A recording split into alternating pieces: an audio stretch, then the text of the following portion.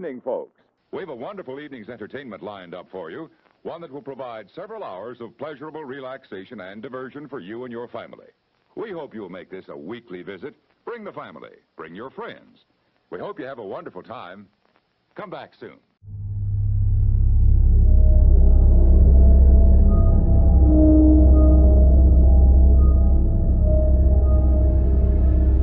Hello, everyone, and welcome back to Knights of the Pageless Library. We are a little podcast dedicated to reviewing audiobooks. I am Bo Knight, and joined as always by my brother Ryan Knight. And today we are taking a look at 1984, written by George Orwell and narrated by Simon Prebble. Yeah, and we are doing the Simon Prebble book, but there are a lot of different versions of this book. So if you listen to a different one, just know that your mileage may vary a little bit from what ours was, with Simon Prebble as our narrator. And if you listened to a different version, and if you liked it, if you didn't like it, or if you just want to tell us how you felt about it in general, please feel free to email us. kotpl.pod@gmail.com would be the best place to send those emails. So 1984 is a book we've talked about many times on the podcast, but never actually reviewed it. I know I'm so genuinely surprised that we haven't reviewed this one. I was actually kind of surprised too, because we had a conversation and you were like, we've definitely reviewed that. I could have sworn we did, but we haven't. No, and I think it's just because we bring it up a lot on the podcast. We talk about this book all the time. Roundtable chats, it comes up pretty much every single time. I'm pretty sure. It does come up fairly frequently. Yeah, I think that's where the confusion was, is that we just talk about it so much. And we've had so many conversations about it that we must have just thought we reviewed it already. But we have not. I know we've talked in the past before about being almost scared to review it. Yeah, I feel like this, to me, this book is really important, and I want to give it like the due diligence it deserves. I agree with that statement, actually, wholeheartedly. And I think that's why it took us so long to actually review it, especially because, I mean, we're still, I would even say we're still relatively new to this, even though we've been doing it for a few years. But it's taken us quite a while to find a good groove that works for us as far as doing the podcast. So now that we feel like we've kind of found that groove, I think it's time that we review this beast. It's time. Again, let us know how you feel about our review and our thoughts and stuff, because any and all criticism is accepted. At least as far as the emails go. If you email me and it has a subject title that I don't like, I'll just delete it. But you can still send it anyways. No, I'm just joking. Subject title: Hey, fuckface. Yeah. Straight trash. No, I'll look at it and I'll probably email you back, because that's just what we do. So yeah, let us know what you guys think. And with that, what do you think? We ready to jump into this one? It's been a long time. I'm not gonna lie, I'm a little nervous. I kind of am too. And for anybody who's like, that's so dumb, why would you be nervous to review this? I agree fully with what you said. I think this book is very important. This book is important, at least to me, in my life personally, because I look at this book that was supposed to have been fiction and I'm scared for what I see around me, pretty much. Almost like this book is coming to life in ways that I don't even think George Orwell could have known were going to happen. So, you're telling me this isn't a true story? Yeah, no kidding. I thought they just got the year wrong, but this was actually written about today. It's kind of what it feels like, is that they got the year wrong. And we'll get into that. I know, we're getting a little ahead of ourselves. We'll get into that after we pass the spoiler wall and stuff. But, so what year was this book actually written? It wasn't written in 1984. No, it came out the 8th of June, 1949. Okay, so in 1949, the premise of this book is that George Orwell was kind of writing about a future that he thought was coming. It's very political. It's very heavy on that kind of stuff. So just be aware of that. When did the audio version we were listening to come out? Do you know? So I'm seeing 2007. yes, it did. This version came out in 2007. Yeah, from Blackstone Audio. And again, this is just the version we listen to. There are many more on Audible available, so you might have listened to a different one completely. The story will be the same, obviously, but the narrator might be different. Do you find it weird in the beginning of this book that it actually doesn't say narrated by Simon Prebble? He just goes right into it. I did find that weird because this last time I listened to it, I was just waiting for that so it would kind of reestablish. And yeah, I don't think it does say it. It doesn't. Which is, it's interesting to me. But so I guess while we're on that topic, what do you think of Simon Prebble in this? I think for me, Simon Prebble is almost why I'm drawn to this book. Okay.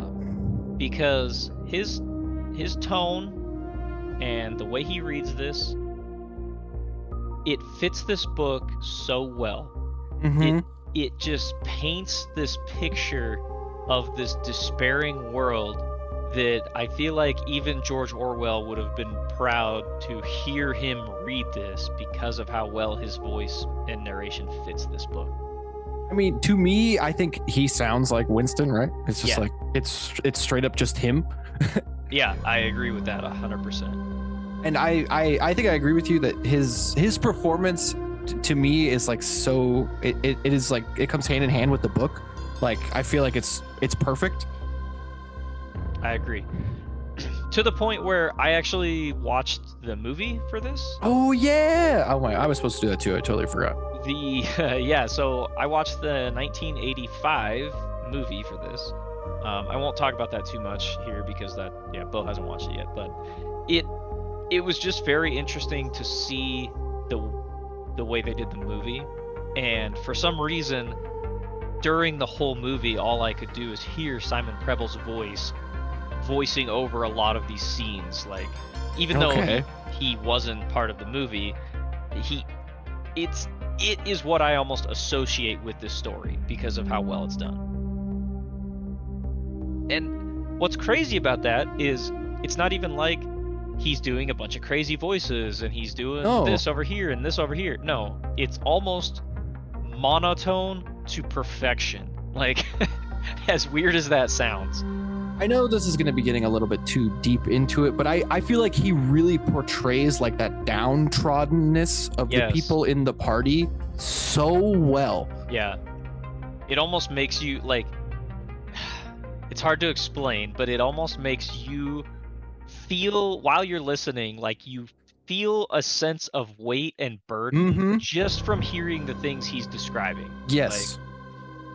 Like, I definitely that's a really good way to put it.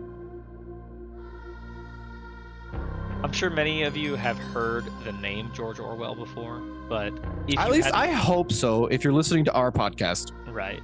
Yeah, absolutely. You've heard it if you've listened to us. We reviewed Animal Farm, didn't we? You know what? I would love to say yes, but I don't know anymore. I think so, but I don't want to be like, for sure, you're an idiot. We did. Right. I feel like we did review Animal Farm. Either way, George Orwell also wrote Animal Farm, so that's probably something most people would also associate him with. I think these are kind of his two big titles, is 1984 and Animal Farm. Yeah. And no, never mind. That's Upton Sinclair. I'm sorry. I was getting a different title confused. Oh, okay. I'm sure you would be forgiven because there was quite a few writers, I think, around that time that were writing similar content.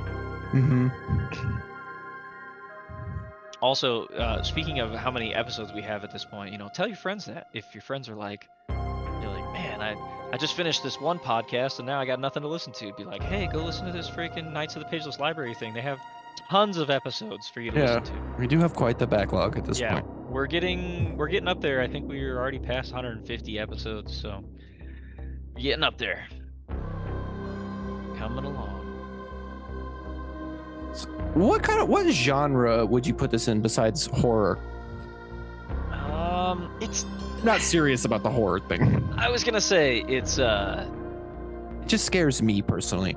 right. I knew where you're going with that. I just at first though it didn't click with me that it's not a horror book because it almost feels that way. This is like dystopia, Alternate history, kind of. Yes, that's a good way to put it. Alternate history. Yeah, I don't really know aside from that. I guess you could call it sci-fi, but it's very low sci-fi, if that makes sense. Well, and it's also kind of like, I know that I don't know what else to call it, but slice of life a little bit of like this kind of him just going through the motions of what a normal day is like. Sure, yeah. I mean, that's actually a good point because for the most part we pretty much follow one character through the entire story, you know, and it's just a kind of a snippet of his life. So that's a good point. This book comes in right at 11 hours and 22 minutes. So a good length, you know. We've said that plenty of times. We think 10 hours is about that sweet spot for a good long, you know, a good listen. So this comes in right around that time. We listened to this through Audible, if I didn't already mention that. So if you, again, we've said this before and we'll say it probably every single time. If you just, you know, do a YouTube search for 1984 audiobook and you get some random person reading it, your mileage is going to vary potentially in terms of your enjoyment of the audio version of this. So yeah, don't email me and be like, I thought 1984's narrator was terrible, and if you didn't listen to the one we are talking about. So yeah, I mean, or do, and like I said, I'll just put it right in the trash can. Yeah, we don't even we don't know how to read, so those emails go nowhere. You could get this for free if you did an Audible trial type thing, or you could pay $20.97. That's pretty expensive. I think that's pretty expensive. You know, like everything is these days. I think that's a little too expensive. So, and I do want to mention, I know we're not sponsored by Audible, but I do use their service. But they are having a sale right now for like your first 4 months are only $5.95 instead of the $14.95. Oh wow, that's a pretty good deal. Yeah, so you get 4 months with like that's less than the tokens cost. So right. It's a pretty good deal. All right. Now that all that stuff's out of the way, let's get into the real meat and potatoes of this thing as far as what you thought about the book. Is this story easy to follow? I mean, I don't think so, but I do think this is a book that you should come back to several times. At least for me, I felt like the first time I got through this, at least the first section for me is kind of hard to understand, like the day-to-day and like what he's doing, especially when they kind of weave those newspeak words in. Yeah. But with each returning listen, I find it goes down a lot smoother because I feel like you understand the world a lot better. So like a lot of those throwaway details you kind of pick up on a lot more. But I personally don't think this is like a super easy story to listen to. I feel like this is kind of a complex one. I agree with you. And I also agree that subsequent listens make it easier to understand each time. Now, that probably goes without saying. Obviously, if you return to something, you're going to understand it more. I would not claim to fully understand this book at all. I'm sure there are college classes Did I mean that? This. I didn't. If I came off that way, I do not understand this. The nuance and stuff, I do not. No. I know exactly what you're talking about. But no, I'm sure there are like college classes being taught about this book by itself, because I'm sure it plays into communism, right? Like it's a play on the idea of communism and something that communism could potentially become, right? I think a lot of government styles could become this way. I agree, and I think we'll dial that thought in a little bit once we get past the spoiler wall, but just know that that's that's a big part of this book, is because the main character works for the government. So He's part of the party. yeah, that is a big portion of this, is looking at how this form of government that has taken root in this 1984 alternate history, like you said, how it turned out. So what do you think? Recommendation? I mean, I think this is like a must read or listen to.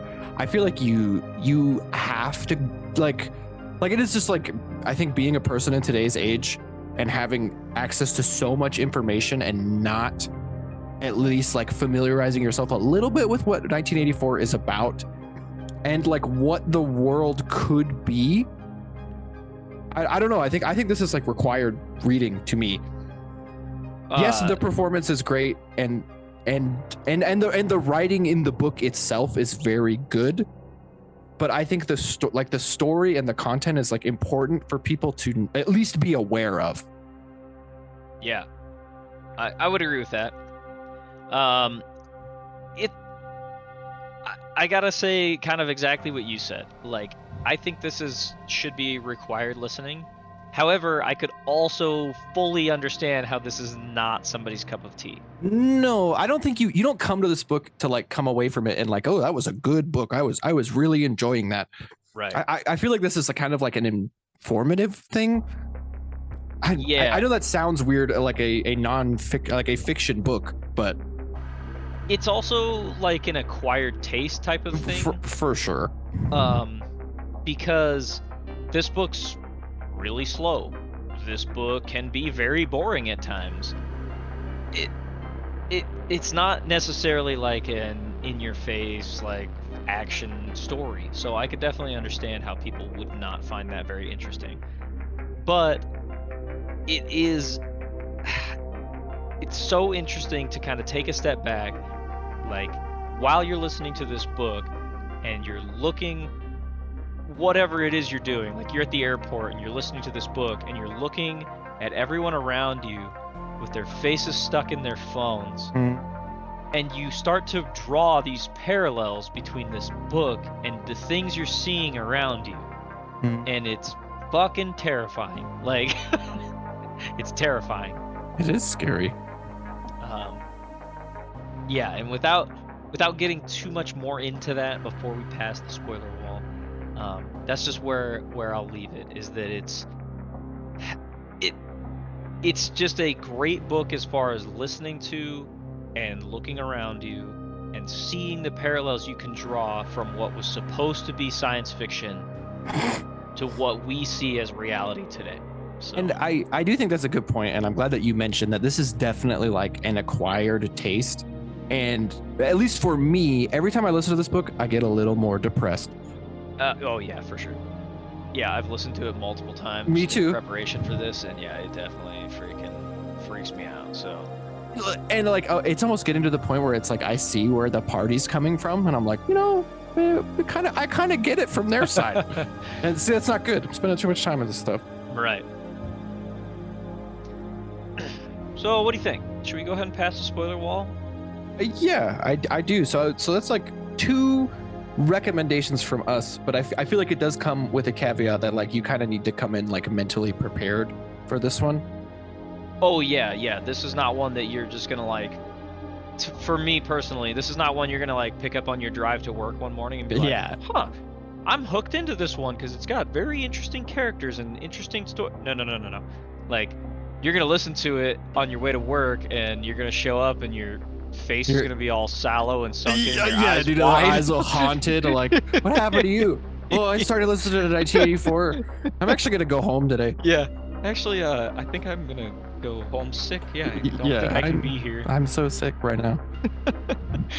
Yeah, I could just picture that, just haunted eyes. Yeah. I love that. What happened to you? I started listening to 1984. Like, oh, geez, you need to go home? Yeah. Are you okay?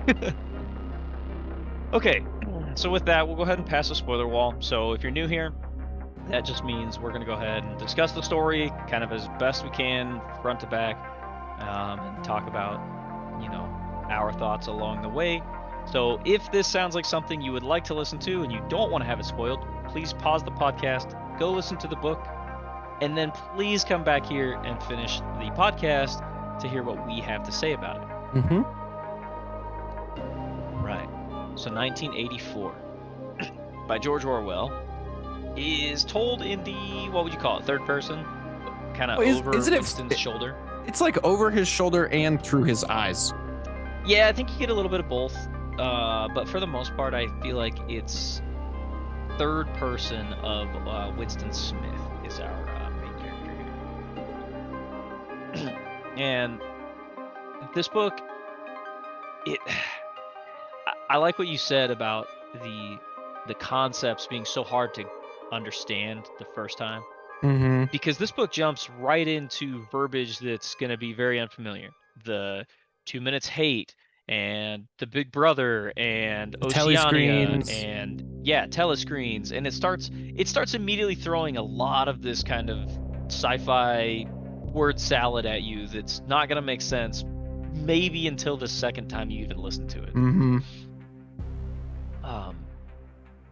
And this book opens up right with Winston, and it's kind of right in the middle of one of his normal days, right? And he's getting... It picks up on when he gets the journal, right? He does explain his day, like what he did, but it like picks up on him writing in the journal for the first time. Yeah, but it definitely is like... That's another thing that makes it kind of hard to follow too, is because it opens up like with what he's doing currently, and then it goes back to like how he got a hold of the journal, Mm-hmm. and then it comes back again to him writing in it for the first time. And something I want to ask you, the victory gin that he drinks, are they actually getting drunk? I don't necessarily know that they're getting drunk. I mean, he talks about it very clearly has that alcohol, burns going down. He has a warm feeling in his belly. Is it doing something so it makes their facial expressions more obvious? Oh, that could be. Like this was something I was putting together last time because they all drink it. Yeah, like during their lunch break. Yeah, it's like what you drink. You drink like a teacup full of gin. Yeah. Victory gin. Victory gin, which I looked up, by the way. It's not a real thing that you can buy. And I was you want victory gin? I just to have the bottle, man. Like I thought somebody had come up as with like what a grisly reminder. It probably comes in like a cardboard box. Oh god, a carton. Yeah, that's a yes, exactly. Like a milk carton. Oh, yuck. But I kind of wonder if that has something to do with with them being able because I guess we can get into the telescreen thing as a better way to talk about this. So in every party member's room, all over the streets are these essentially TVs but they're broadcasting things constantly. They cannot be shut off, and they are always watching and recording everything. So you're like constant under surveillance. Yeah, kind of like your cell phone. Exactly. But except for we opted into these. It's so much smarter. Exactly. I was going to say the way that they pulled it off today is way smarter than how they did it in that, where they were forcing it on people. Whereas in this, yeah, we basically signed up to be monitored 24/7. Yeah, and so this book opens up basically with Winston, and he kind of describes his, apartment and the way his telescreen sits. So you think of like your TV mounted on your wall.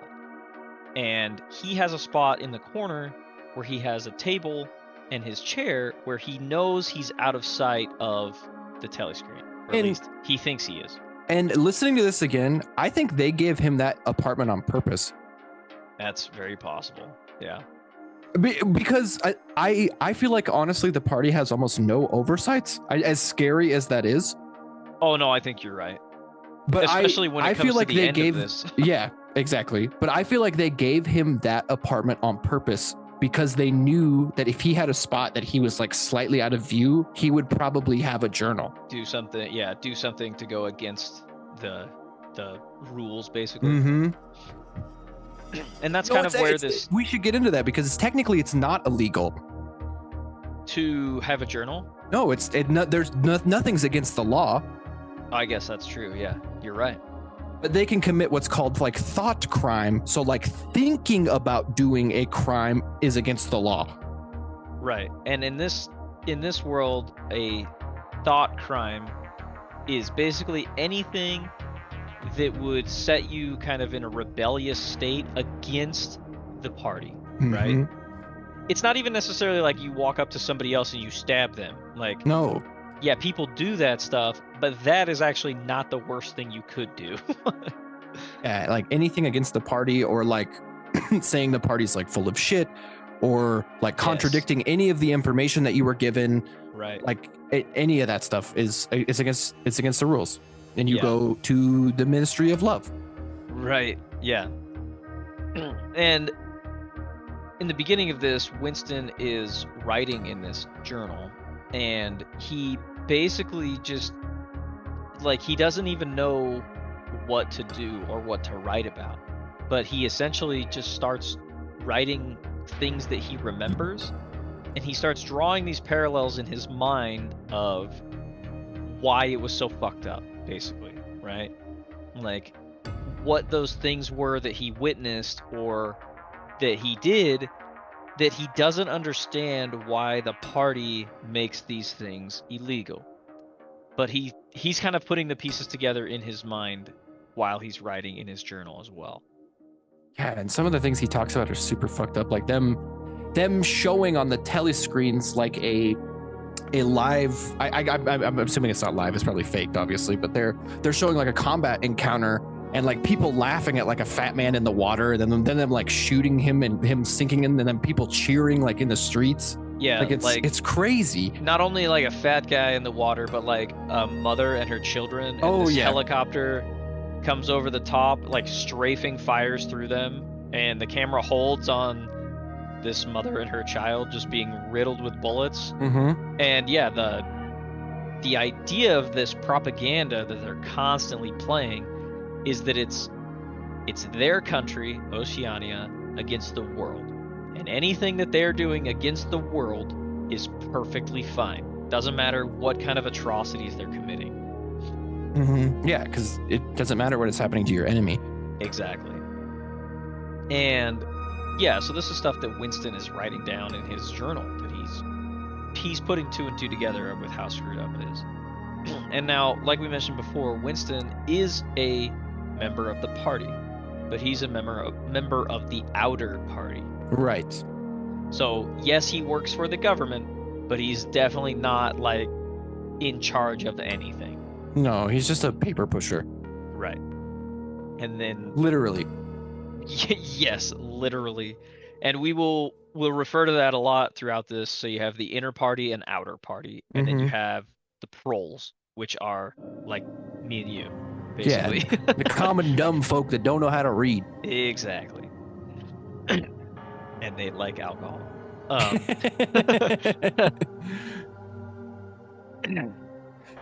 And then Winston goes to he goes to the he talks to a couple of his coworkers and his neighbors, right?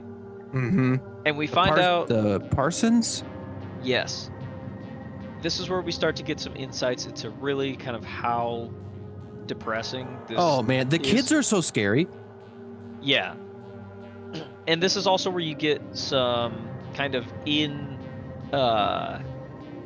Winston's head kind of what he's thinking too is so Parsons' wife asks him to help her because Parsons can't, right? Or am I jumping ahead?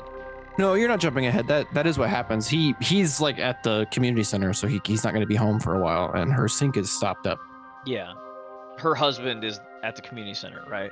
Yeah. So she asks Winston to help, and Winston does, but he's constantly thinking that because Parsons is like, you know, the party member of party members, right? Yeah. He loves everything that the party stands for.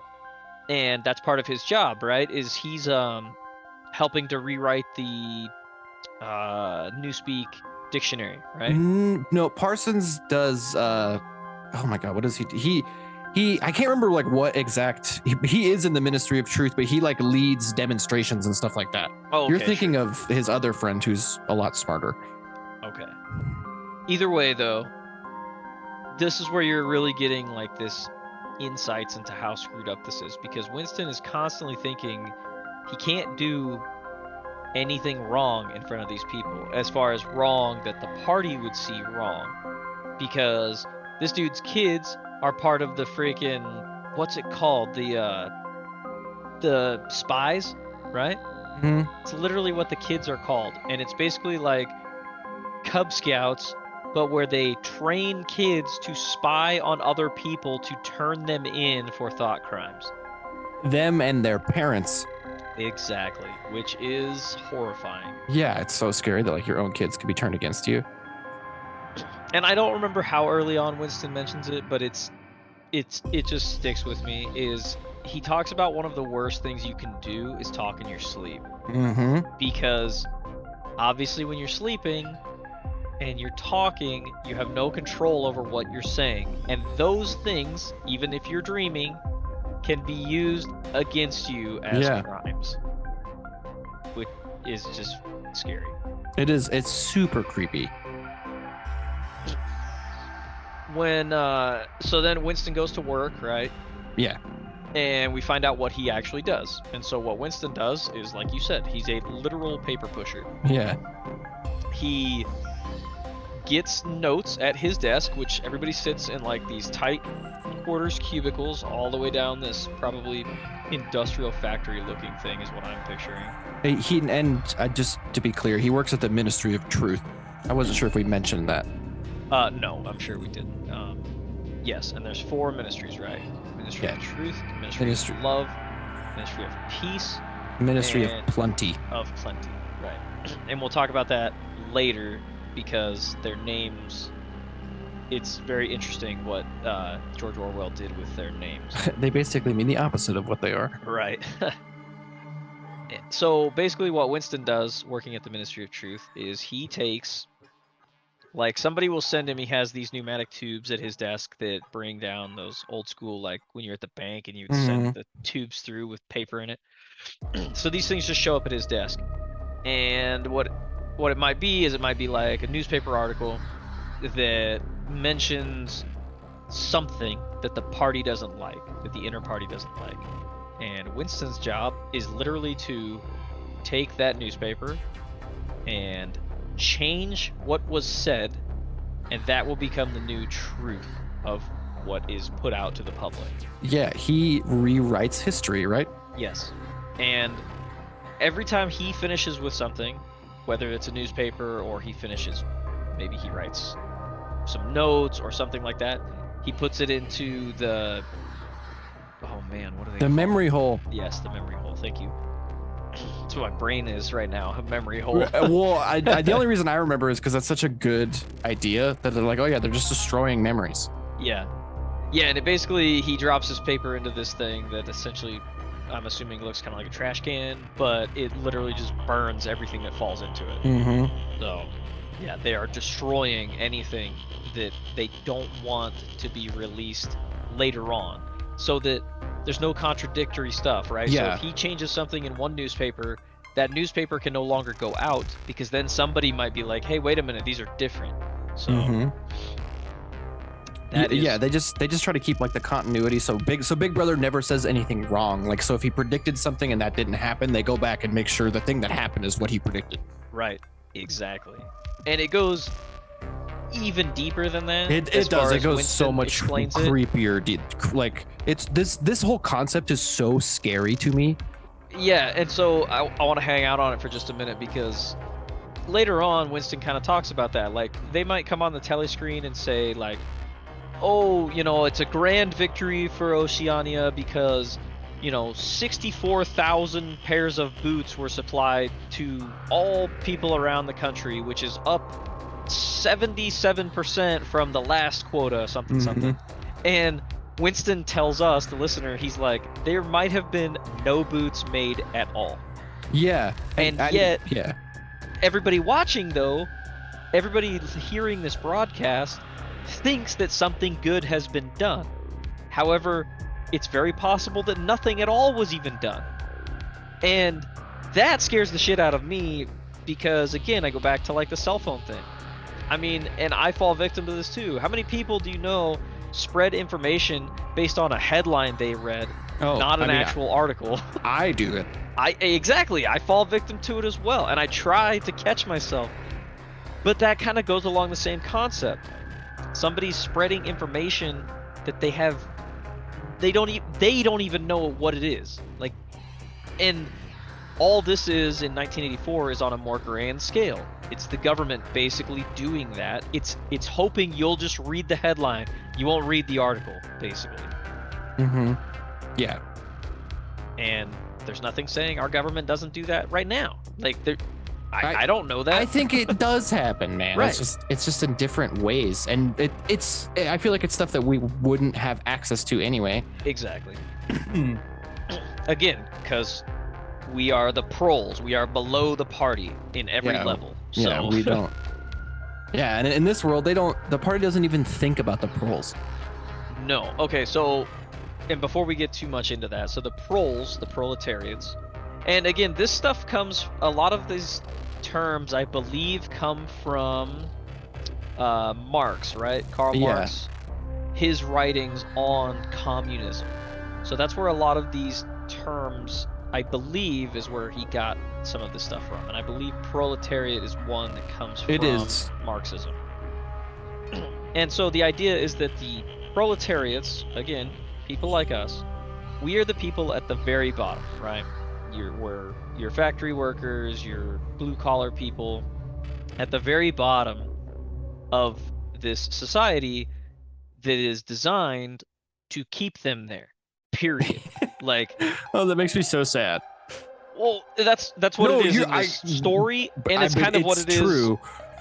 Yeah, it's true in both the story, and it's kind of how it works in today's society, essentially. And the idea behind the proles is that they keep everything moving, right? They keep the wheels of this machine turning, whether that be supplying food or fixing things or whatever, basic things. It's mostly just supplying more people, right? Yes, that's essentially what they do. And then the idea is that they can have pretty much no knowledge of what is actually going on, the way things are ran by the party, right? So all they see is like war propaganda and a few other things, and they are pretty much satiated as long as they are allowed to, go out and drink or buy hookers or gamble or whatever. Those things are enough. They just have to keep them happy enough that they won't rebel, basically. And I know this is too soon to mention it because it comes up a lot later, but like the whole lottery thing. Oh God, yeah, just you want to talk about depressing. Yeah, so in this world, there's basically the only thing the proles really like look forward to is they have like a lottery, and so, but the lottery doesn't actually pay out. No. Nobody actually wins, but they just make it seem like they just give them something to do and like to hope for. Right. Oh, and, man, that hurts my soul. Yeah, and like they'll run clips like on the TVs or on the telescreens of people winning the lottery, or they'll write articles about it. Mm-hmm. But it's just false information. It's not real. Yeah, it's false information to make them think that it happened. It's so scary. It's probably fine if we talk about stuff later on, because honestly the concept of this book is more interesting to me than the story that is told. No, I agree with you, and I feel like a lot of the things that are scary kind of roll one into another, and it's hard for me to like remember when those concepts are actually mentioned in the book. Right, exactly. And so yeah, we're probably gonna, if it wasn't apparent already, we'll probably jump around a lot. But just know that it's mostly because we've had all these thoughts too rolling around in our head that we also need to get out to each other. So, and so continuing along with the book, while Winston's at work, he meets Ampleforth, which is like I think the guy that you were thinking about. He's the guy that's working on the Newspeak journal, not Newspeak Dictionary. Yeah. And this concept is super scary to me too, So they are writing their own language, but what they are doing is they're taking English and just getting rid of tons and tons of words, mostly like adjectives and adverbs. So I feel like it would become really hard to explain exactly how you feel.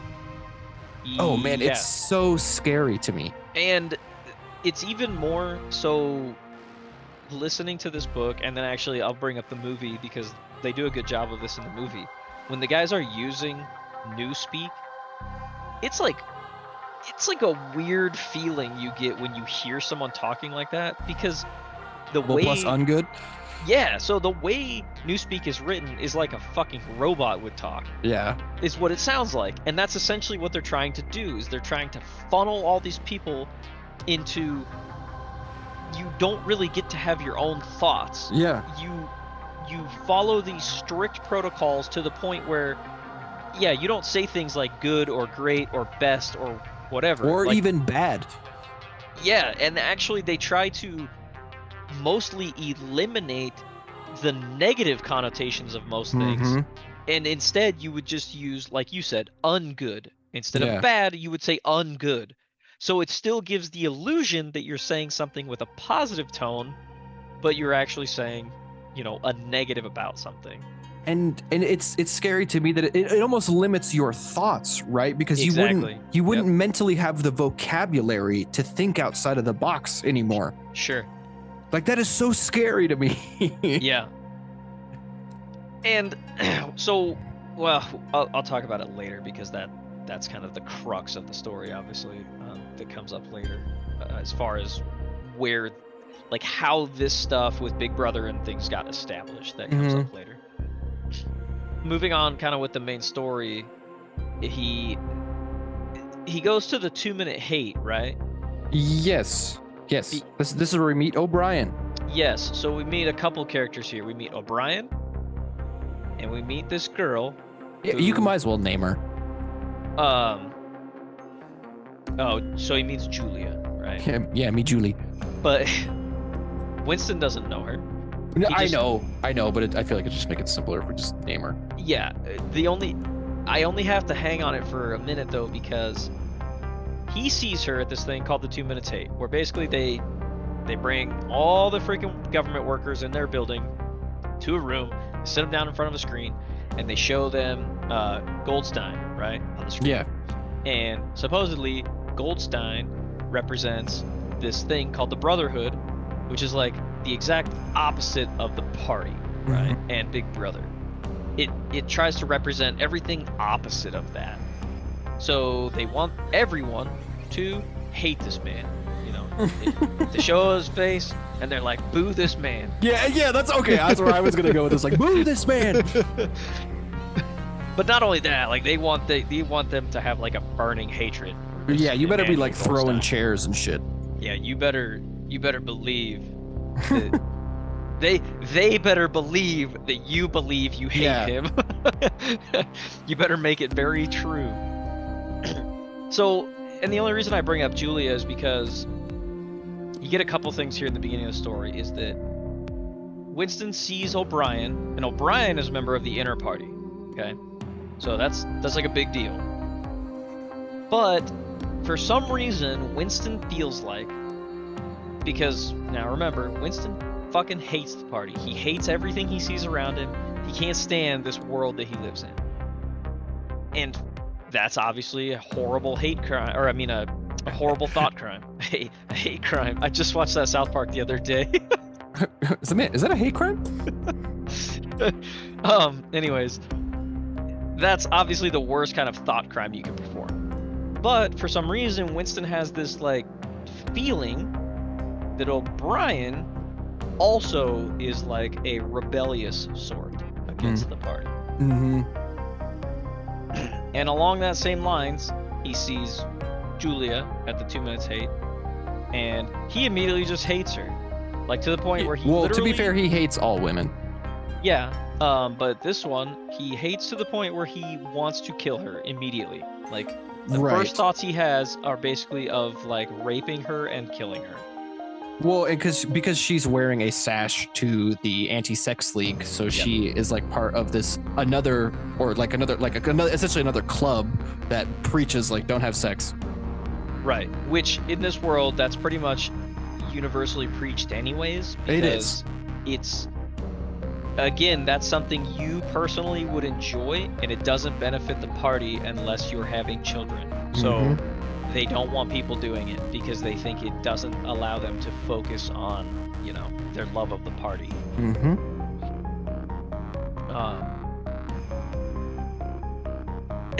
And then let's see, Winston goes to the shop, right? In the Oh yeah, he area. goes to Mr. Charrington's shop for the first time. Mr. Charrington's shop. Yeah. And is this where he just sees the piece of coral in the glass, right? And I don't think he buys anything, but he just like talks to Mr. Charrington, and this is where we get the you'll give me the bell, like what's the song? Oh, the bells of St. Clemens? Yeah. Oranges and lemons, the bells of St. Clemens. Yeah. You owe me 3 farthings, say the bells of St. Martin's. Yes. Yeah. And the Mr. Charrington's is where he bought the journal, right? Yeah. Initially. And then Mr. Charrington like drops this little kind of chime on Winston out of nowhere. And Winston is kind of like, well, what is that? And he's like, well, it's something that they used to do back in the day. Because Mr. Charrington's pretty old, right? So he remembers things. He remembers things from before the time of Big Brother. Yes. At least that's what Winston Before assumes. the revolution. Yes, thank you, the revolution. And Winston's what, 39. 9? Okay, yeah, 39. The only reason I see that is because I literally have a Wikipedia pulled up right now. Oh, okay, well, yeah, at least you had the number right off the bat. And again, it'll come up later. I keep wanting to talk about like where Big Brother comes from. But I know this is hard. It's hard. It is I hard feel like the because concepts are so tied up in my head. It's not like a normal story, where you can just be like, and then this happens, and then this happens, and then the end. Like it's not that kind of. Especially after you've listened to it multiple times. I just want to like cherry pick things from all around to build how it fits together in my mind. Let's see. So, let's see. I'm drawing a blank now on exactly story beats because I'm more focused on. The next like big story thing that happens. He gets the note right from Julia. Well, but before that, he meets with a guy, an old prole, and he like tries to talk to him about like the past. And he wants to know if like the capitalists were as bad as they say they were, but he like can't get any information out of this man because like he's just old and he just has like fragmented bits, and Winston really wants like big broad stuff. Yeah, that's right. He's like, is it true that they wore big tall top hats and you had to bow to them every time they walked by you in the street? Yeah. So capitalism was what reigned before this form of communism, quote unquote, that is present with Big Brother and the party. So that, at least as far as we know, and again, that's what's interesting about the story too, and I should have probably mentioned it earlier, is that Winston is a very unreliable narrator. Because he doesn't know a lot of the shit. So there are parts of this book where it helps you, like it helps fill in the pieces. There's a part, I believe, at the end, right, where it talks about it gives newspeak. It gives you it gives you like an essay essentially somebody else wrote about newspeak. Right, which is very interesting. It's super interesting and also very scary. Yeah, I agree. Okay. We can move on to the Julia note though. Like a couple other like little things happen, but they're not really important. No, the next kind of big like story beat thing that kind of advances the story is that Winston sees Julia in the like tunnels, right? The run between the buildings, right? The tunnel system. And her arm's like all fucked up. It's a sling. And as she's walking by him, she falls. and she like drops all her shit because she's like a maintenance worker. Yeah, she sounds like a mechanic to me. Yeah. She like drops all her shit, and so Winston, she falls right next to him, so he bends down to help her up. He helps her up. She just says, "Thank you, brother," goes on her way. However, Comrade. Is it comrade? Yeah. Is that what they say? However, when Winston leaves, he realizes she put something in his hand when he reached down to help her up, and he gets back. He has to be super secretive about this though, because if he were to just take the note and open it and read it, we're getting what he's thinking in his head. So he's like, did anybody else see that? Are there telescreens anywhere that could potentially read what is on this piece of paper in my hand? So he like puts it in his pocket, and he goes on about his day like nothing happened.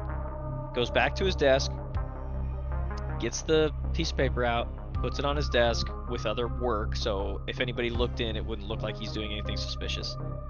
And on the note, it literally says, "I love you." And remember, Winston like can't stand this girl. He talks about her multiple times throughout the story up to this point, and he just hates seeing her. Yeah, and at this point we've kind of learned that he is married, but like his wife had like no love in her, essentially. Like she was so dedicated to the party that like even like hugging her, like she just felt like a stiff board.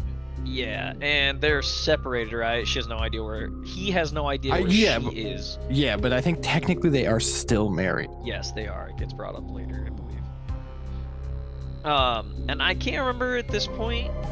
Is that all her note says? Yeah, right? It just says "I love you." I love you. Yeah, so he immediately puts it into the memory hole, and then he just kind of sits on this thought that, you know, especially because now he cannot act on any of this. No. He can't walk directly up to Julia and talk to her.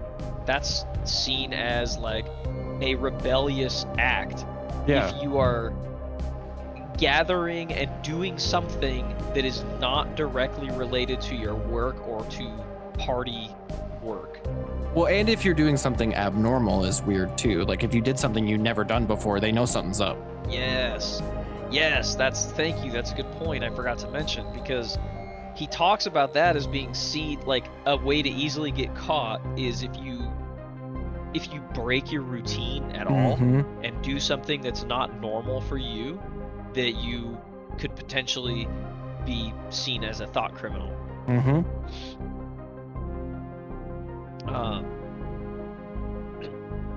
I mean, the next bit is kind of like a long him just trying to like get to have lunch with her, and like you're right. Yes. Every day, freaking like people who never want to talk to him always want to talk to him, but eventually he does get to sit down and have lunch with her one day because he trips some guy. Oh yeah, the dude was going for the seat with Julia. Yeah, that's right. He trips him. Yeah.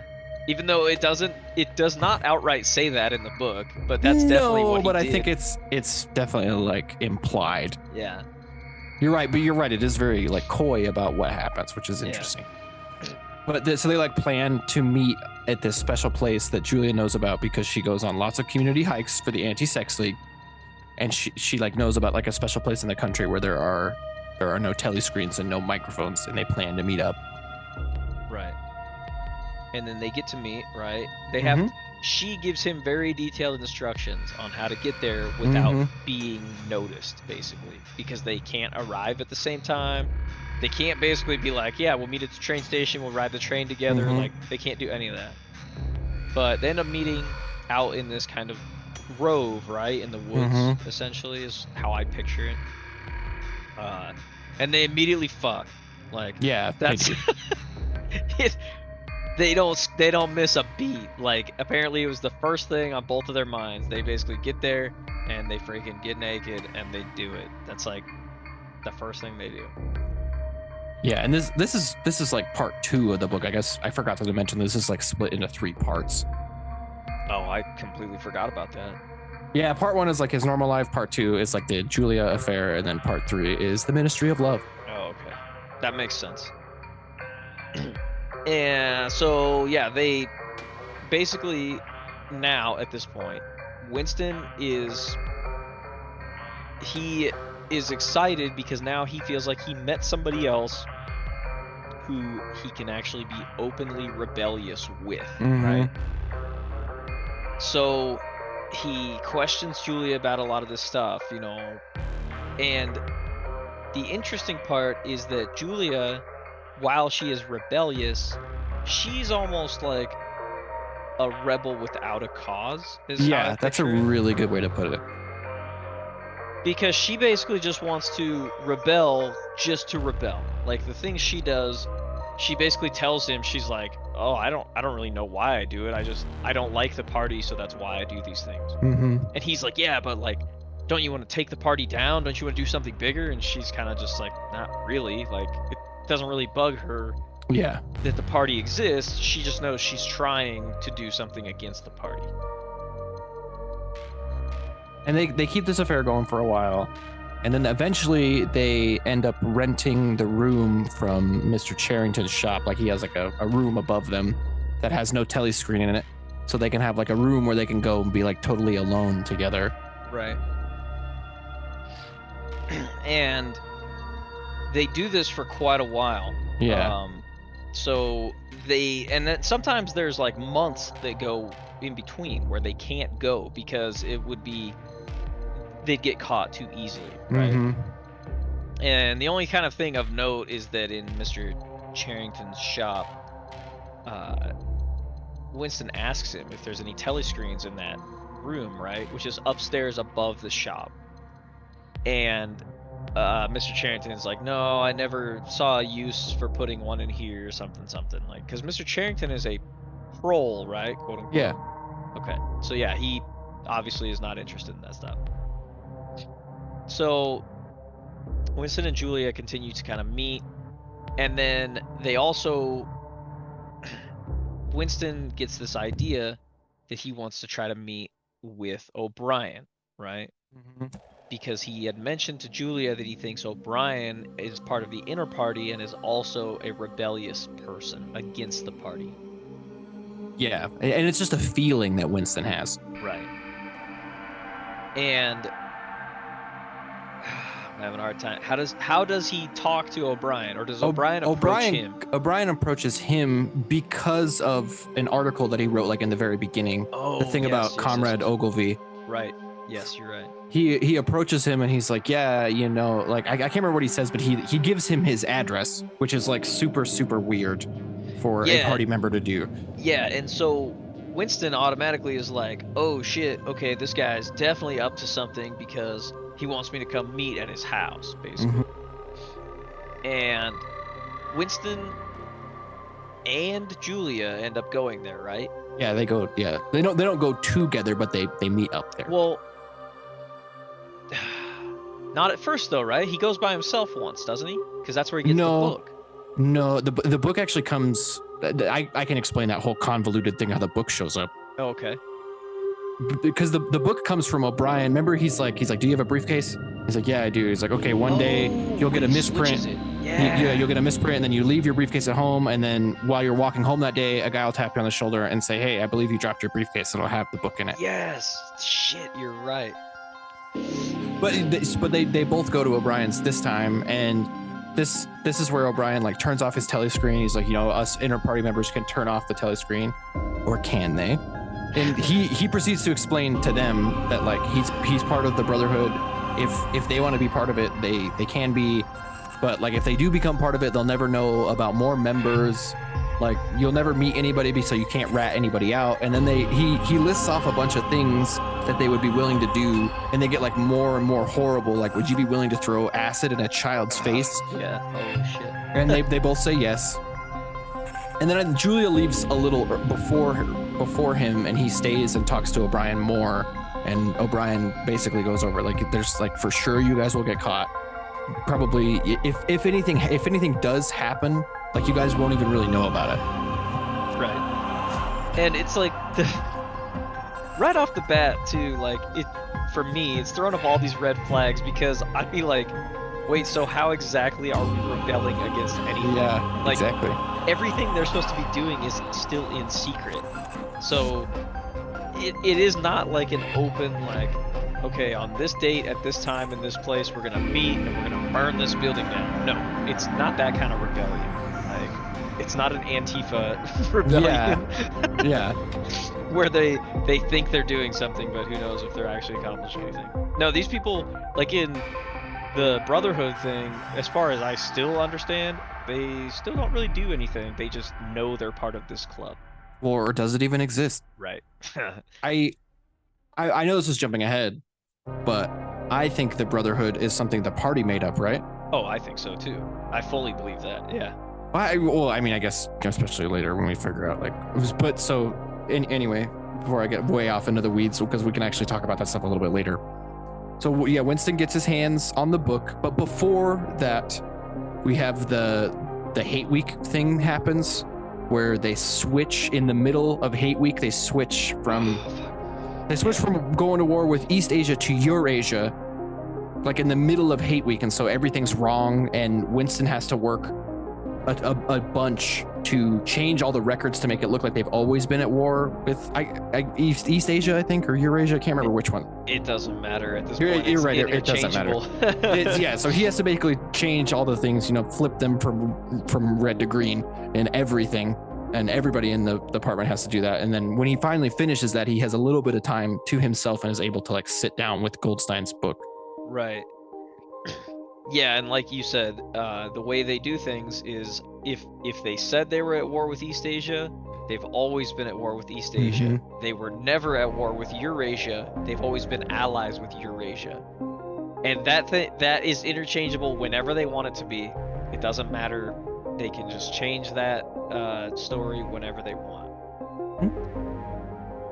Mm-hmm. And so Winston gets to sit down. Does he sit down with Julia, right? I can't remember if he starts reading it with her. He starts reading it by himself first. Okay.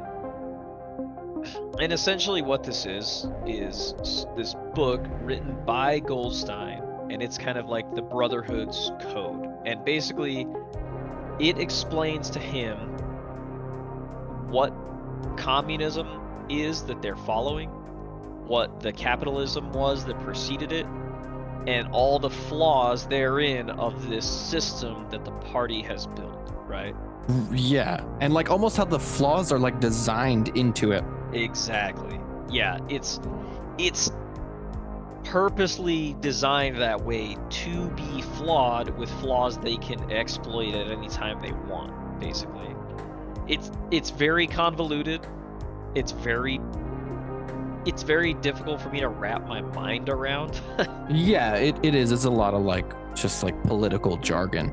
But it's also not unbelievable. Yeah. If that makes sense.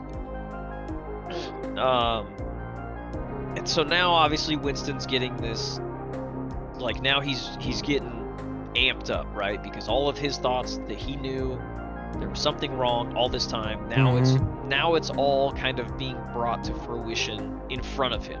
This book clearly explains all of these problems that he sees day to day. And Julia's not that interested in it. He ends up... Yeah, he reads it to her and she falls asleep. She just falls asleep. Yeah, she's not that interested, which is kind of what I meant earlier. She's not... She is a rebel, but she mostly just kind of wants to have sex and stuff like that. Just go. She wants to be a rebel for her own gain.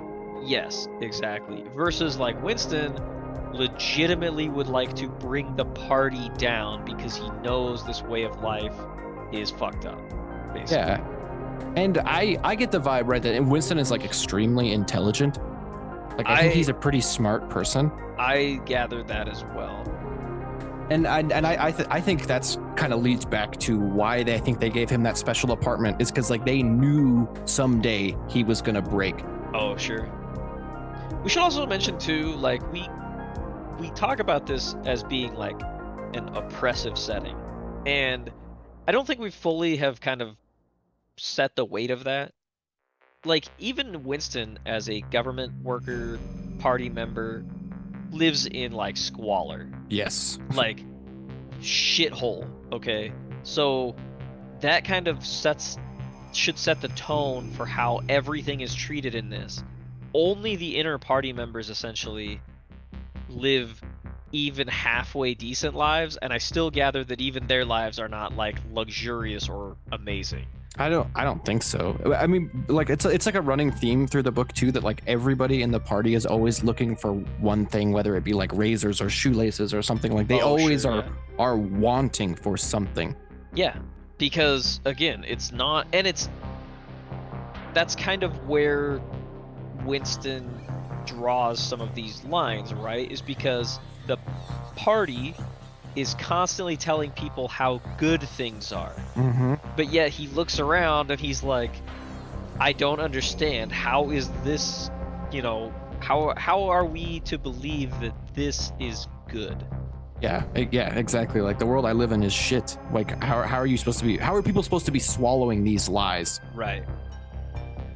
And that's why he wants to see things change, and that's why he's excited, because he thinks there is this actual organization, the Brotherhood, that is set out to bring the party down. So Julie's not that interested in the book. He reads it, and essentially he's reading it to us, the listener. Yeah. That's how I take it. And it's super interesting, honestly.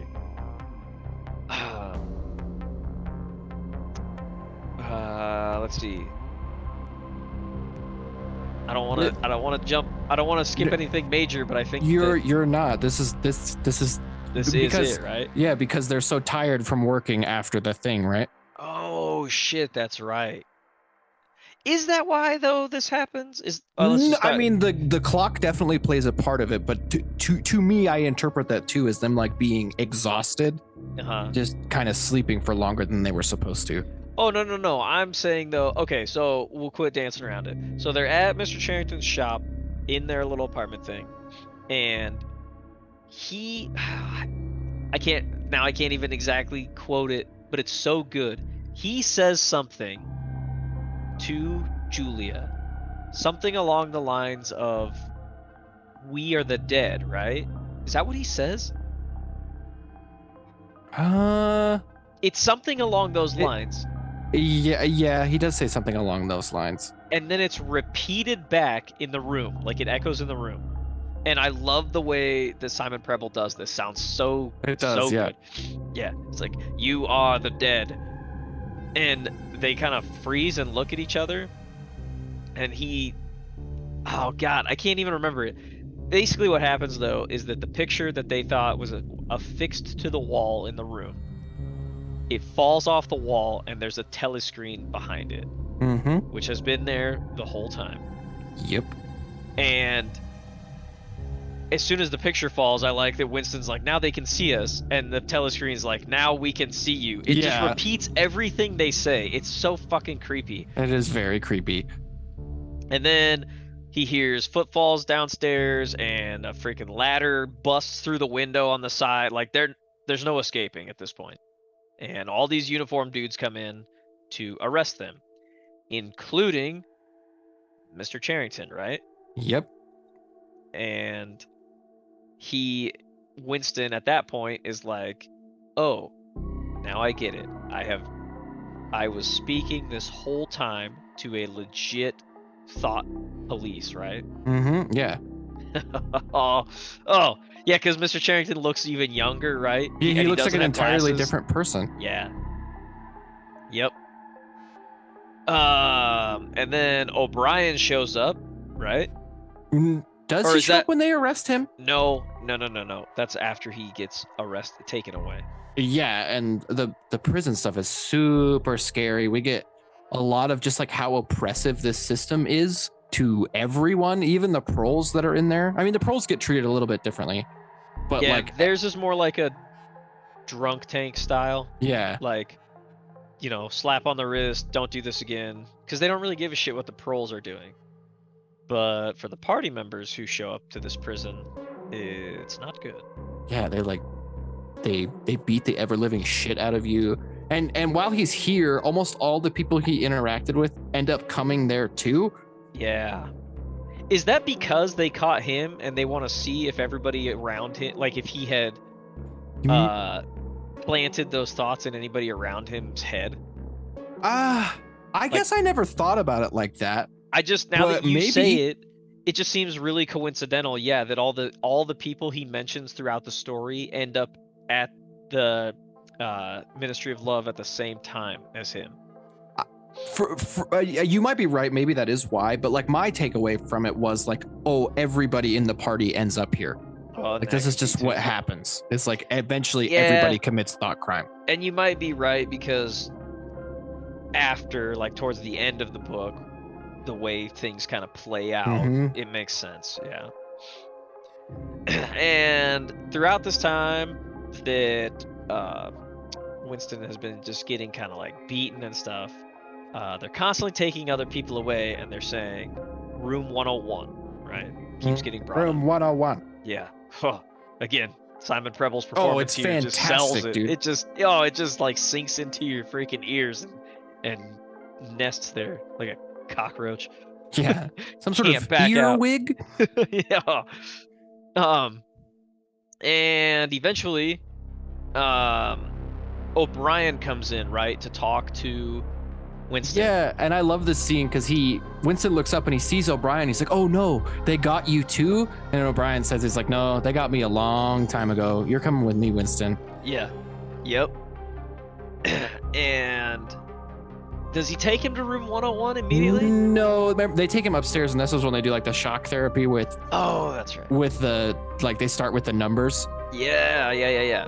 And so basically, O'Brien is trying to break Winston. And okay, so if you haven't figured it out yet, O'Brien was in on the whole thing, obviously, from the beginning. Like, Yeah. O'Brien is a dedicated inter-party member. Mm-hmm. And he caught Winston hook, line, and sinker with his bait that he dangled out there for him. Yeah. Even to the point where we find out that O'Brien wrote or helped to write Goldstein's book about the Brotherhood. Yeah. And this kind of goes back to what you were talking about, that Goldstein, because Winston asks O'Brien if Goldstein's a real person, and he pretty much gives him a roundabout answer, but there's no way of knowing if he still is a real person. Yeah, Like, the picture they're exactly. showing is like a guy who's alive or dead, like, but he says that it doesn't matter. It has to exist to be the opposite of the party, Mhm. specifically to give them something to rally the people around. That's the whole reason, right? And like this whole, he like fundamentally breaks Winston down into pieces. It like from mentally all the way down, like destroys his whole thought processes. And I mean, the interesting part of this to me is that Winston, he still has affection for O'Brien. And like in his head, he's like, well, if this smart man believes all these things, then like something must be wrong with me. Right. Like, And- oh, dude, it's so fucked up. But like at the same time, it's like you kind of understand like where O'Brien is coming from on some of this stuff. And it's like, oh my God, like it's too much for me. Right. Well, because the way O'Brien... So, O'Brien is trying to get Winston to say that 2 + 2 = 5. If the Right. party says it needs to. Exactly. And Winston can't do it. That's why he keeps shocking the ever-living shit out of him, is because he can't. And it's so crazy that he, like... What does he do? He holds up 4 fingers, and he's like, how many fingers am I holding up? And Winston's like, I know he wants me to say 5, so he says it, and O'Brien's like, no, I don't believe that you believe it. I was He's just like, lying to me won't help you, Winston. yeah, he's like, no, you have to believe this is the truth. Yeah. Like, oh, it's fucking terrifying. Well, yeah, like the concept of doublethink, right? Like 2 statements that are opposing, but they both have to be true simultaneously. Yes. Like, oh man, like that is so scary to me. I can't believe we didn't bring up doublethink earlier, but yes. Yeah. See, and I'm not smart enough. Like, I couldn't even come up with an example right now off the top of my head. What is a good example of doublethink? Can you think of one? Hang on. I gotta think for a I second. didn't mean to put you on the spot, but because I was racking my brain after you said doublethink, and I'm like, fuck, what is a good example of doublethink? Dude, there has to be an easy one, and I'm just overcomplicating this. I know, I feel like I am too. Here, I'll Google it. Oh my god, this is so embarrassing. Because it's really not that complicated of a concept. I mean, like the 4 or 5 thing is a perfect example. Like in this situation, when you are doing mathematics, 2 plus 2 always equals 4. But in this situation, we need two boots plus 2 boots to equal 5 boots. Right. And so, like in some situations, that's just like you have to like be flexible in the way that you perceive truth. And to me that's just like so staggering to me. I would be a horrible party member because like you can't change the rules of math even for nothing. It's just like not how it works. Right. Did you find a good example? God damn it, no. It says though that the 3 slogans of the party, war is peace, freedom is slavery, and ignorance is strength, is an example of doublethink. Yeah, okay. That does make sense. Which, okay, now that I read that, yeah, that is a good example. So the party says that war is peace, right? So that could potentially be true, right? If you fight a war and you win the war, then you will be at peace, technically. But war itself is not the peace. Peace would be at the end of that part, you know, at the end of the war, essentially. Yeah, war is peace is a doublethink like phrase. Right. Oh my god, we're so stupid. We're just showing how dumb we are. Well, and that was one reason I was scared to freaking Me too. Because scared to review this because I knew there was gonna be concepts that these guys can't even think of an example of doublethink. Jesus Christ. Oh yeah, and I still am trying to find a good example, and I can't come up with one. Yeah, just know that doublethink is a thing, and yeah, you're right. It's basically the way of them using, like you know, 2 plus 2 equals 4 in your brain, but because they want you to hold the truth in your head that 2 plus 2 equals 5. That's the idea of doublethink. You're using 2 opposing logics just to give them the right answer. Basically. Yes. Yeah. Oh, Okay. and we also get a part where like Winston says like, you know, like true man will stand up and defeat you someday. And O'Brien's like, you're the last true man alive then. And like, look at you. And he shows him a mirror for the first time and he is just like a corpse walking. Emaciated, like his teeth fall out if he pulls on them. It's like, oh my god, that's so scary. Yeah.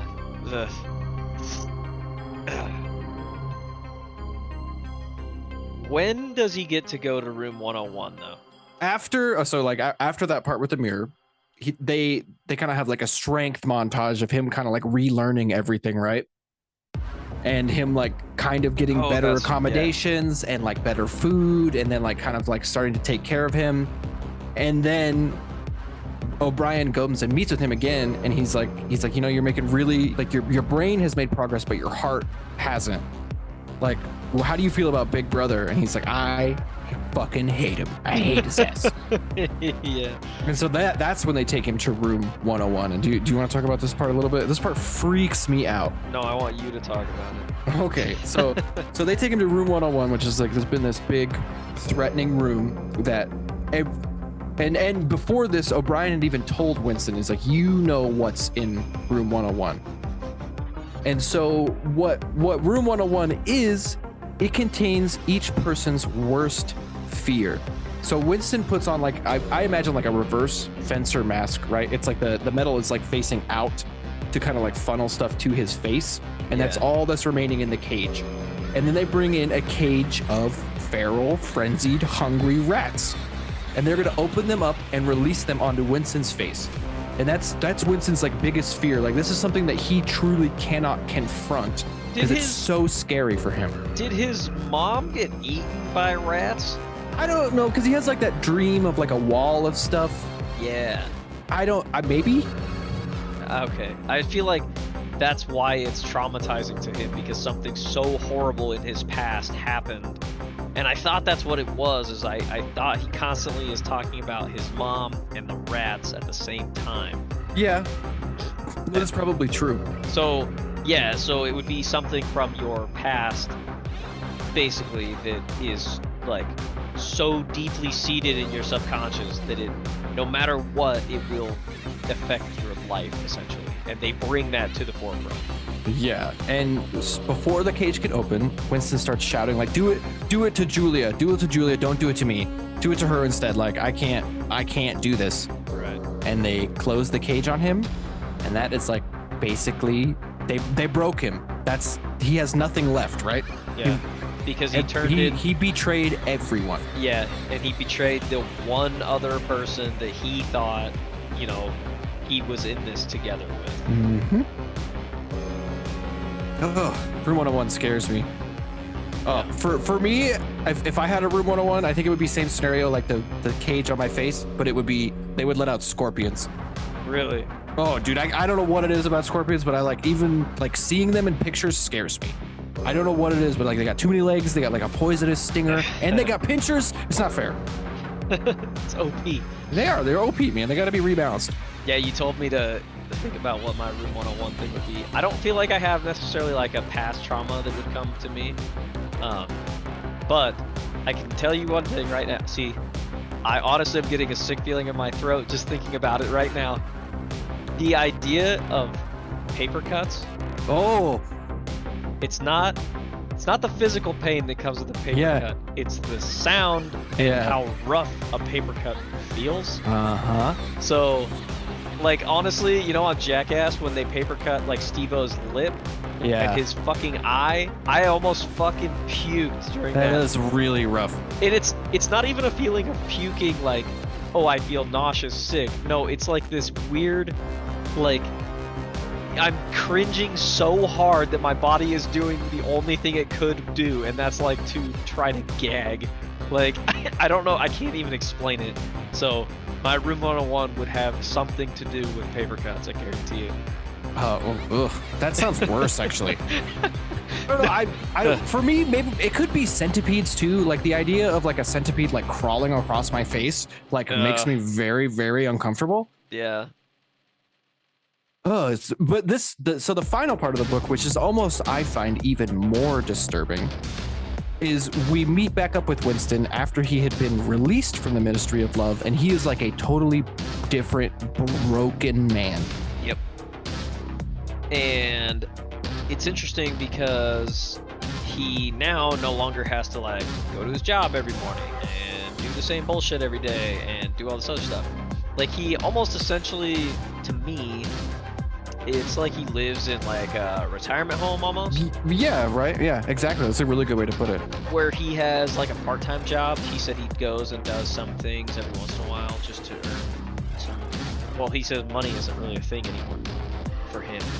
Yeah, he gets paid way more and he does way less. Yeah. He doesn't really do anything. It's so strange. He sits around and drinks. Plays chess. Yeah, I think people set those chess problems up for him. Is that what it is? That's the vibe I get. Right. They don't actually come out and explain it, but that's just at least the vibe I get, is that like somebody is actually like making him go through these motions. Yeah, it's super weird. And he meets Julia again. Yeah.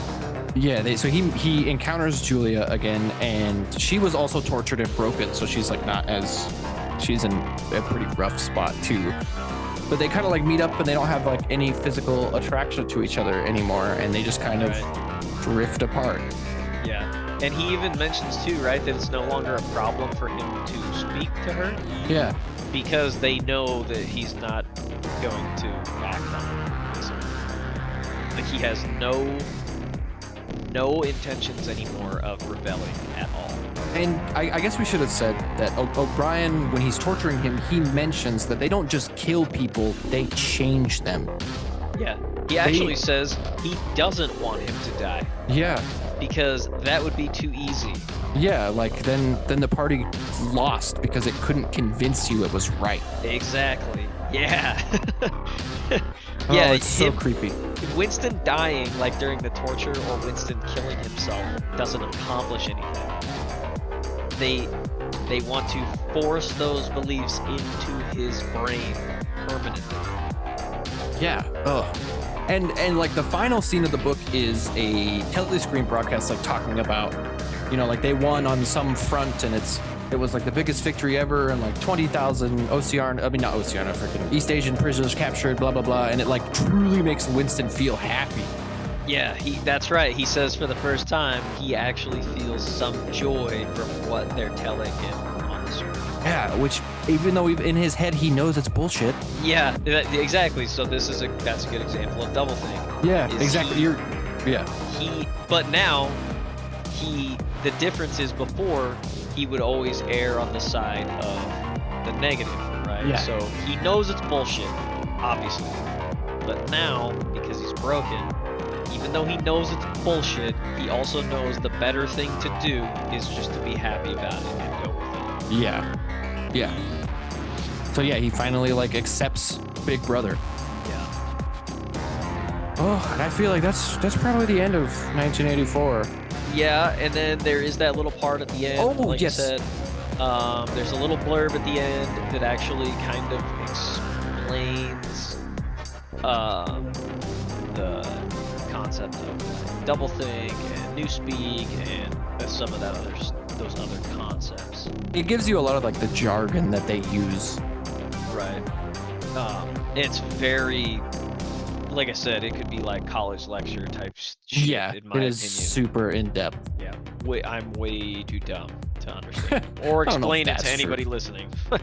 And like as anybody who's probably like has listened this far and was like, I didn't really understand what that book was about. Like I would revisit it for sure. Like if you only came to this book one time and you came away kind of confused, which definitely happened to me the first time. I feel like you kind of owe it to yourself to like come back to this one after knowing all those words and like kind of the concepts that are in this book, because there's so much nuance, and like I think the language that is used in a lot of parts is very, very powerful. Sure. Like the part where he talks about it, where he's like, you know, I'm gelatinous with fatigue. Like that's the perfect word for it. And he like explains why it's perfect. Yeah. That's what's so scary about newspeak, right? Is it's getting rid of all that stuff. Right. And that one guy is even excited because in the 14th edition or whatever it is of the Newspeak dictionary, he talks about how much smaller it is than the previous edition because of how many words they're getting rid of. Yeah. Ugh. I find it interesting too. I believe it's in Goldstein's manual. When he talks about how Eurasia, Oceania, and East Asia basically are the only three superpowers in the world, and none of the one can defeat the others because it would essentially mean their own downfall. Like, yes. They don't want to defeat each other because then who would they need to build weapons and tanks and ammunition and have a war front against? Yeah. Because war is the most profitable thing they can do.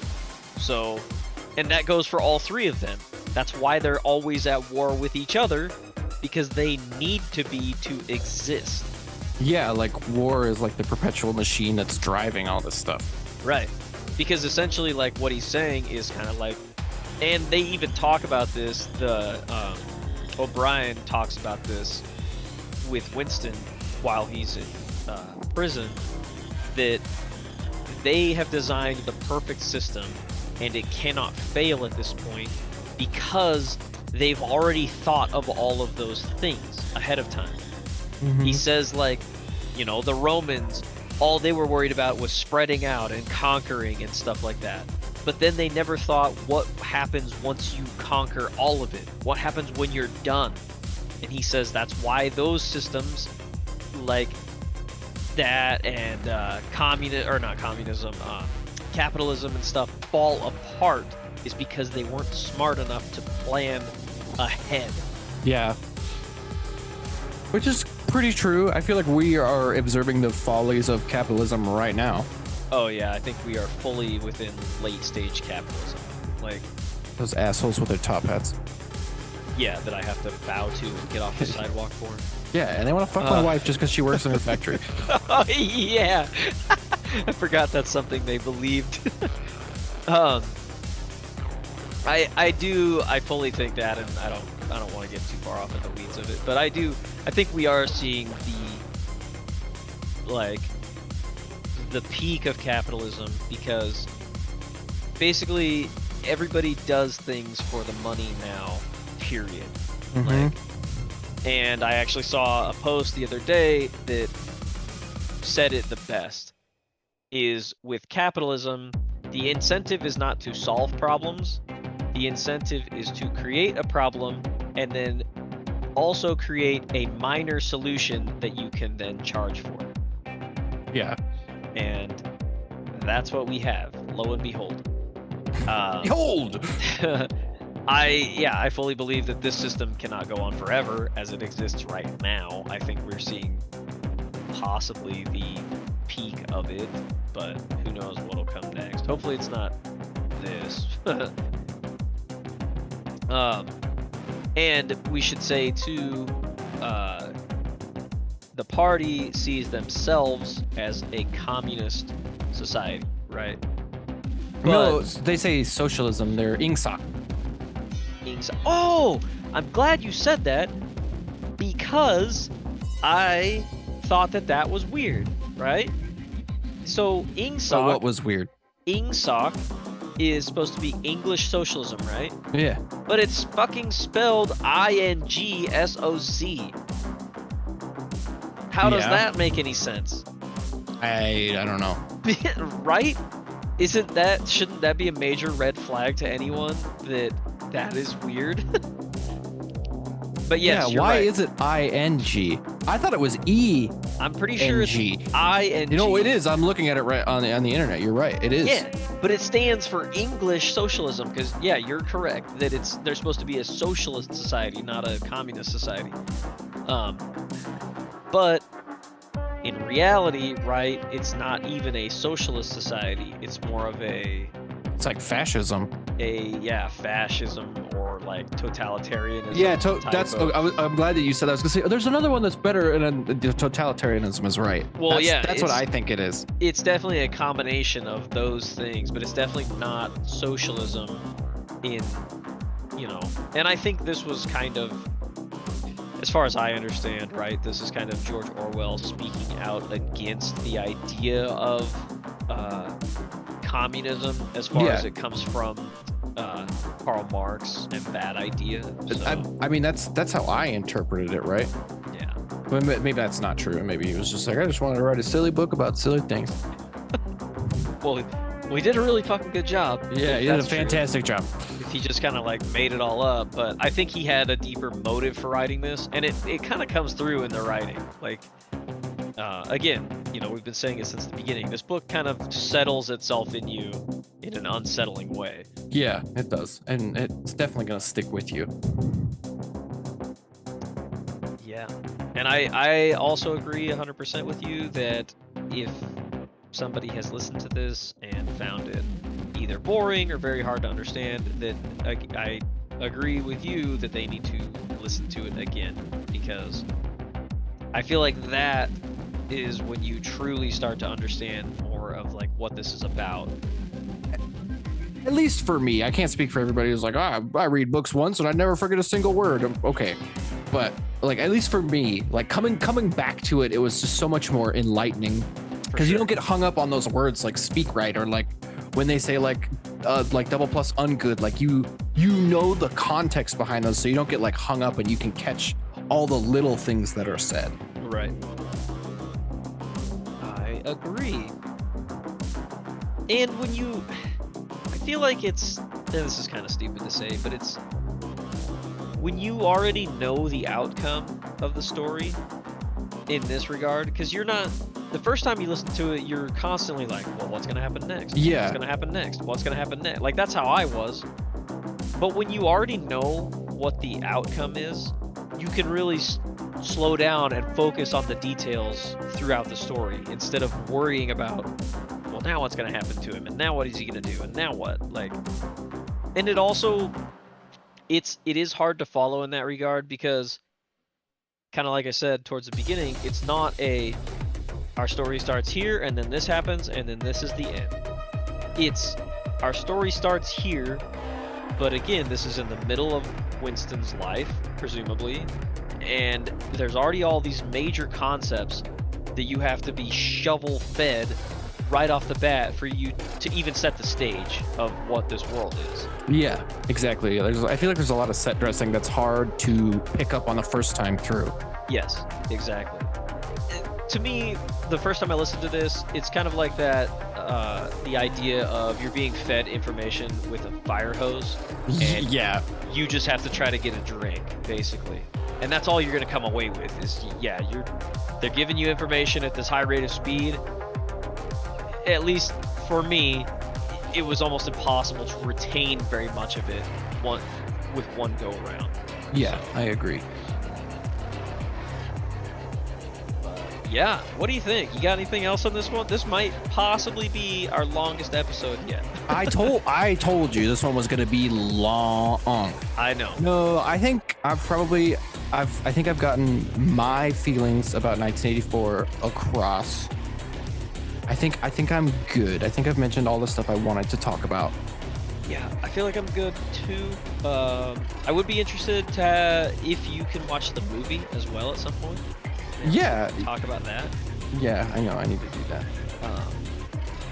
It's on Tubi, I'm pretty sure. Tubi freaking... It's just crazy. Is it Tubi or Freeve? I think it's Tubi that I watched it on. Well, I think I started to watch it on freaking Amazon Prime, and I got about halfway through, and they took it off there. Wait, what? Yeah, it was weird. Well, I watched it, and then I stopped, and I was going to come back to it. Oh, I thought you meant like literally in the middle of it. It was like, No, this title is no longer available, and then like you hear a gun cock behind you. Yeah. Yeah. God damn it, I'm trying to remember where I freaking watched it. No, you said Tubi on the phone. I was just curious because I've watched stuff on Freeve too. Okay, yeah. Tubi though, it's funny because I thought Tubi was gonna be just this ridiculous. Because the one guy I watched talks about all these crazy ass, like shitty third-rate horror movies that are on there, and so I was like, man, that must be all that's on there. And then when I found 1984 on there, I went to watch it, and then I went back to the main menu, and I was like, wait a minute, there's a ton of really good movies on here. Uh-oh. And it's free, so... But, yeah. So, what do you think? We're gonna wrap this one up? Yeah, I mean, thank you all for listening. I'm sure this has been a long episode for everyone here, but I appreciate you all for listening. Yes, absolutely. And if you stuck with us this long, please email us. I'd love to hear people's thoughts about this one, because I try to talk to people in my daily life about this book, and nobody's ever listened to it or read it. So it's obviously impossible to have a conversation with them about it. So I would like to have a conversation if you guys would like to do that. The only thing we would ask of anybody right now at this point is, if you enjoy the content, please, like, comment, subscribe, all those things. That's all we really could ask of anybody listening. So Yeah. yeah, and with that, we will catch you guys in the next one.